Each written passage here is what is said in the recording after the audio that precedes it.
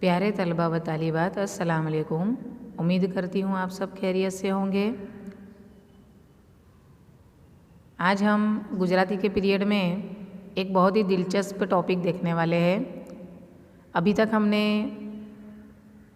कई सारे टॉपिक देखे जिसमें हमने पत्र लेखन, निबंध लेखन, अहवाल लेखन काफ़ी कुछ सीखा है।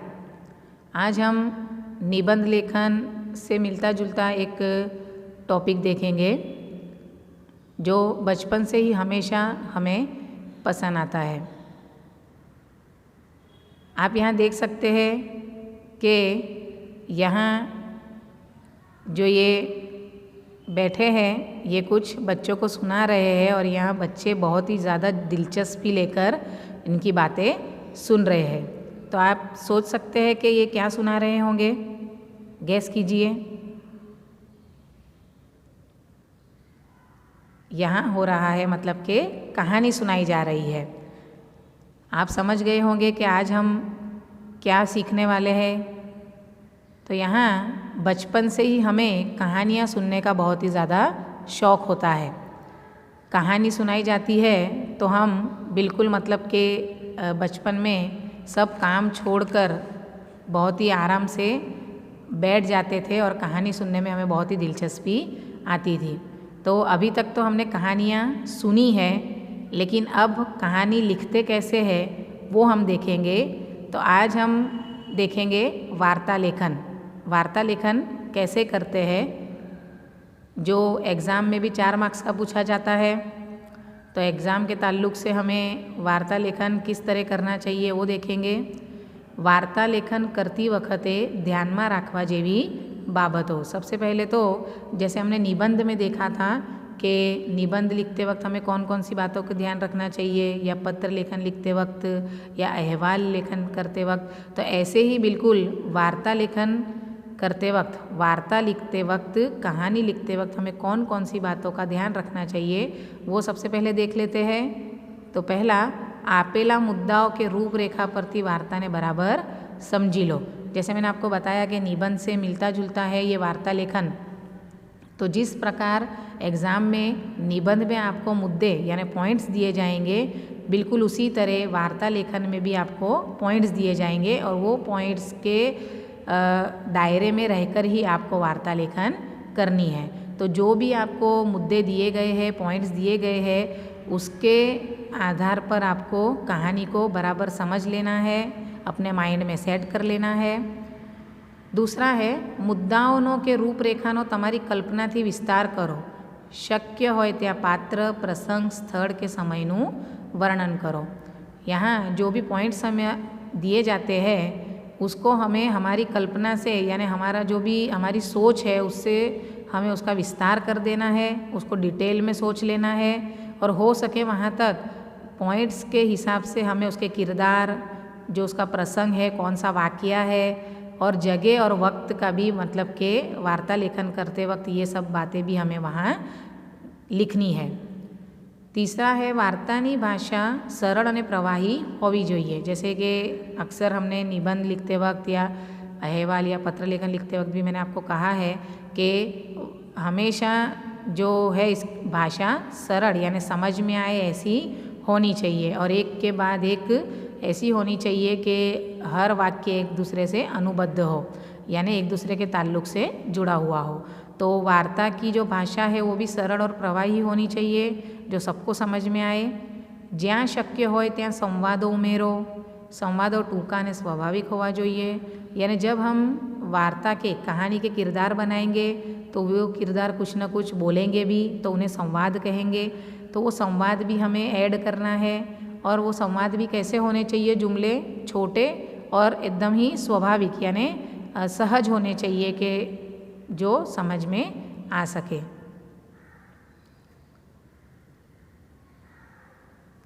उसके बाद कुछ और बातें हमें ध्यान में रखनी है वो देख लेते हैं।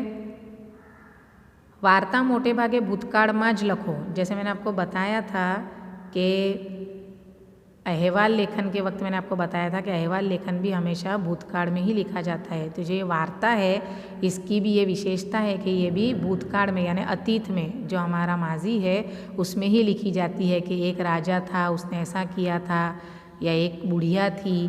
तो इस तरह हमेशा ये भूतकाल में ही लिखी जाती है। उसके बाद है वार्ताना मुख्य पात्र प्रसंग के उद्देश्य परથી તેને યોગ્ય शीर्षक आपो। तो यहाँ शीर्षक का भी महत्व है, उसके भी मार्क्स रखे जाते हैं। तो यहाँ आपको जो कहानी का जो मुख्य किरदार है या कोई मेन वाक़या है या जो भी कहानी से हमें सीखने को मिलता है उसके हिसाब से मुनासिब आपको हेडिंग शीर्षक भी देना है, जिससे अंदाज़ा आ जाए कि नहीं शीर्षक पर से ही हमें मतलब कि कहानी पूरी समझ में आ जाए। वार्ताમાં કોઈ બોધ રહેલો હોય તો તે વાર્તાને અંતે જણાવો। कहानी में अगर कोई सीख हो, कोई बोध रहा हो तो वो हमें कहानी के अंत में बताना है। लेखन में जोड़नी अने विराम चिन्हों ख्याल रखो। तो लिखते वक्त हमें हमेशा जोड़नी का ख्याल रखना है, जोड़नी की गलतियाँ नहीं करनी है। उसके बाद विराम चिन्हों का भी ख्याल रखना है। जैसे मैंने आपको बताया कि विराम चिन्ह अगर उसकी मुनासिब जगह पे नहीं हो तो अर्थ का अनर्थ हो जाता है। तो इस प्रकार कहाँ कौन सा विराम चिन्ह रखना है ये बात का भी आपको अच्छे से ध्यान रखना है। तो ये तो हो गई कि वार्ता लेखन करते वक्त हमें कौन सी बातों का ध्यान रखना है, तो वो हमने देख लिया। अब मिसाल के तौर पे एक वार्ता हम देखेंगे जिसके मुद्दे दिए गए हैं, उस पे से आपको अपनी सोच के हिसाब से इसका विस्तार करना है। एग्ज़ाम में बिल्कुल आपको ऐसे पॉइंट्स दिए जाएंगे, इसके ही हिसाब से आपको आगे की कहानी अपने मौलिक विचार से लिखनी है, लेकिन ये मुद्दों के दायरे में ही रहकर।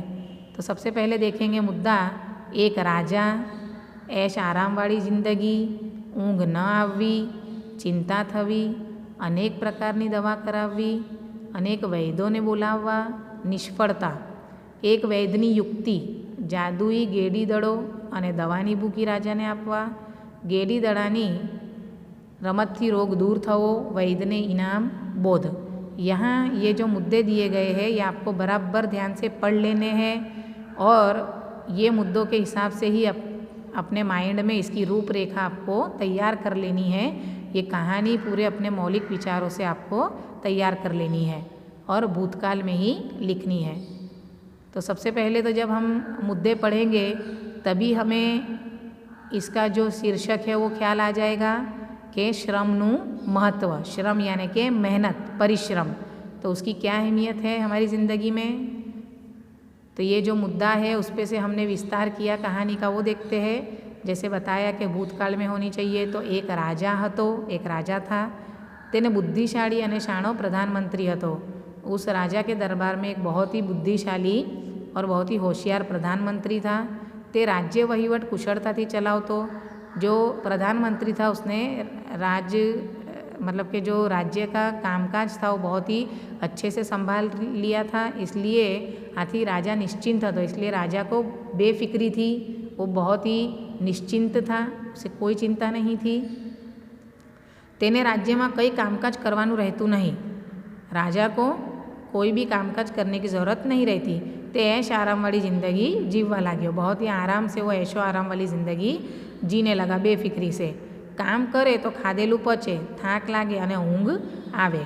क्या कहते हैं कि अगर जो इंसान काम करता है तो उसका खाया हुआ खाना भी पचता है, उसे थकान भी लगती है और सुकून की नींद भी आ जाती है। कहते हैं ना कि कितना भी आरामदायक बिस्तर हो लेकिन अगर नींद नहीं आए तो वो किसी भी काम का नहीं है। तो इसी प्रकार यहाँ राजा के पास ऐशो आराम तो था लेकिन उसे नींद आती नहीं थी। देखेंगे आगे क्यों ऐसा होता था।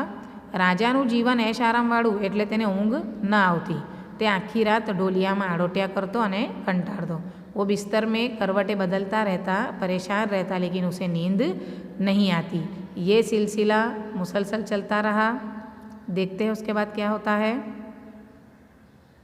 राजा ने चिंता थवा लगी। अब राजा को फिक्र होने लगी कि क्यों मुझे नींद नहीं आ रही है, मुझे कोई बीमारी तो नहीं हो गई है। ઊંઘની दवा माटे तेणे अनेक वैद्यों ने बोलाव्या। सुकून से उन्हें नींद आ सके राजा को, इसलिए उसने कई सारे वैद्य को बुलाया।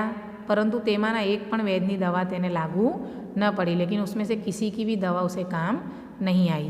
एक दिवस विदेश थी एक वैद्य આવ્યા। एक दिन विदेश से एक वैद्य आए।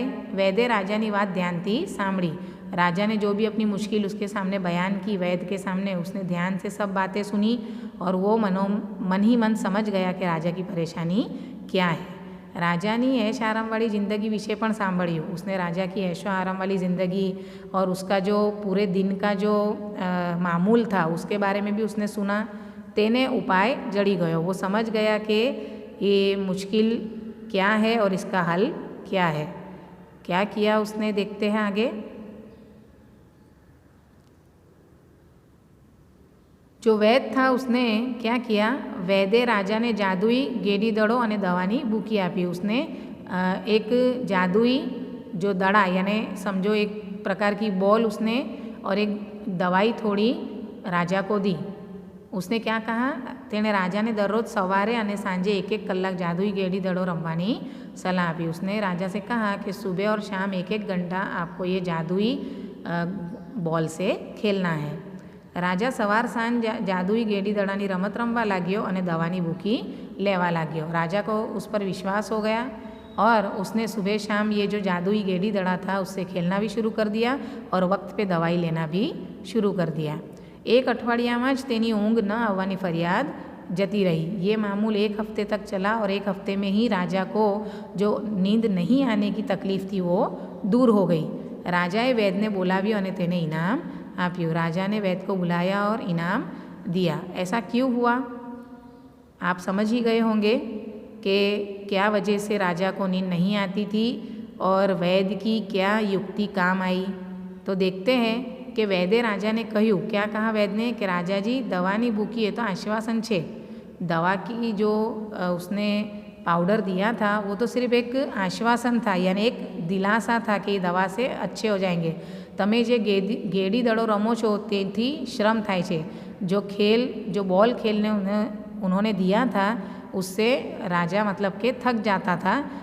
शरीर ने थाक लागे छे, शरीर को थाक लगती थी मतलब के थक जाते थे, तेथी ऊँघ आवे छे और थकने की वजह से राजा को नींद आ जाती थी। कोई दवा नहीं थी और कोई दवा की असर नहीं हुई थी। यहाँ जो वैद्य है उसने राजा की बीमारी पकड़ ली थी कि बहुत ज़्यादा ऐशो आराम होने की वजह से और शारीरिक श्रम न करने की वजह से राजा को नींद नहीं आ रही है। इसलिए यहाँ वैद्य ने उन्हें ये जो गेड़ी दड़ो है वो दिया था जादुई बताकर और उससे खेलने को कहा था। और उस बात से यहाँ साबित होता है कि किस प्रकार शारीरिक श्रम हमारे जीवन में होना बहुत ही ज़रूरी है, जिसकी वजह से हमें सुकून की नींद भी आती है, हमारा शरीर भी अच्छा रहता है, शारीरिक और मानसिक दोनों तरह से हम अच्छे तंदुरुस्त रहते हैं।